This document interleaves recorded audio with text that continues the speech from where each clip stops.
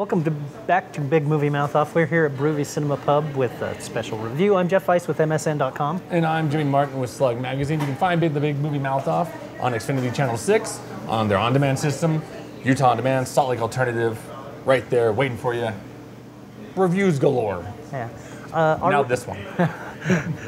This week we'll be reviewing Addiction Incorporated, a documentary feature that might remind some people of The Insider. Absolutely. About a whistleblower within the cigarette industry. In this case, it's Victor DeNoble, a scientist who was hired. Sort of the motives for the cigarette industry hire him were not what they told him and not what he thought. He did research into the addictive qualities of chemicals in cigarettes, including live animal studies with rats, and then began to develop theories as to ways to create a non-addictive cigarette that might, but it turns out the industry's not so into that one. Yeah. Call them crazy. Yeah. My name is Victor DeNoble. I'm a scientist. The story I'm about to tell you, it begins 29 years ago. I got a phone call from a guy named Bill Dunn. He said, I have a job for you. He said, I work at Philip Morris and we make cigarettes. We got a problem. 138,000 people will have heart attacks and brain strokes every year caused by nicotine. You guys make a product that you know kills people? He said, no, we don't kill anybody. Nicotine does. But we have a program. Philip Morris recognized that it was in their interest to find products that killed less people. Dead people don't buy cigarettes. To a scientist, that's a dream. You get to do a job that actually might make a difference. I proposed a design to the company, a cigarette that had tobacco, but no nicotine. Our drug would be in there, but no heart disease. But there was a catch. They were also doing research to make more addictive products. When the two worlds collided, less harmful or more addictive, they chose more addictive. When you go to work for Philip Morris, you sign a secrecy agreement. For the rest of your life, you're not allowed to divulge what you did there. Imagine 50 years of the secrets of an industry that had kept secrets better than any industry. If I resisted these guys, they could ruin my career. But if I didn't resist them, what's my career worth?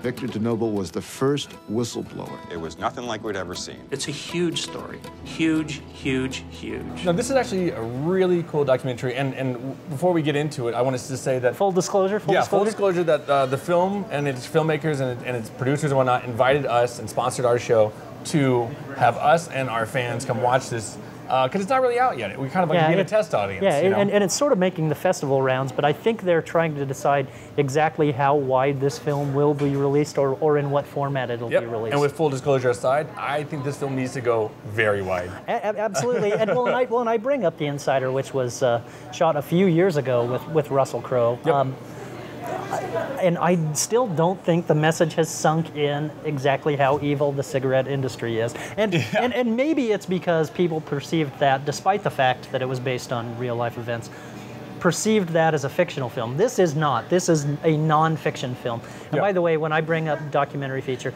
this is not like your Michael Moore type documentary. This is like Errol Morris. This is very interview driven, right? And I love it because it's Victor DeNoble telling us. I mean, we learned so much about him before he kind of gets into into the cigarette industry. I mean, we're learning him as he's going through college. He was dyslexic, and then he's like, and once I learned I was dyslexic, then I realized I wasn't so dumb like that. And then he's a brilliant man, and so it's great to learn. Not only are we learning how awful the cigarette companies are.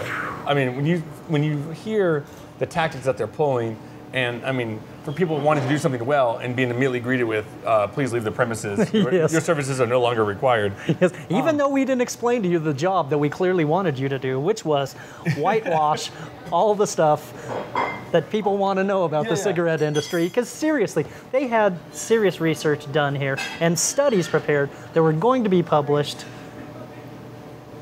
Cigarette industry didn't want those to come out. Let's put those back over here. Yeah. You don't need to see No, I don't believe we'll be telling them that. Yeah. It changed the debate on tobacco, and it opened the floodgates of attacks on the tobacco industry. They came to our houses, set up surveillance, took photographs of me in front of my front lawn playing with my kids. They both unbuttoned their jackets. I could see a holster. My heart just stopped. They weren't interested in science. They were interested in threatening me. There were TV, media people everywhere. there was no turning back. But it was not going to stop the tidal wave that was about to hit the tobacco industry.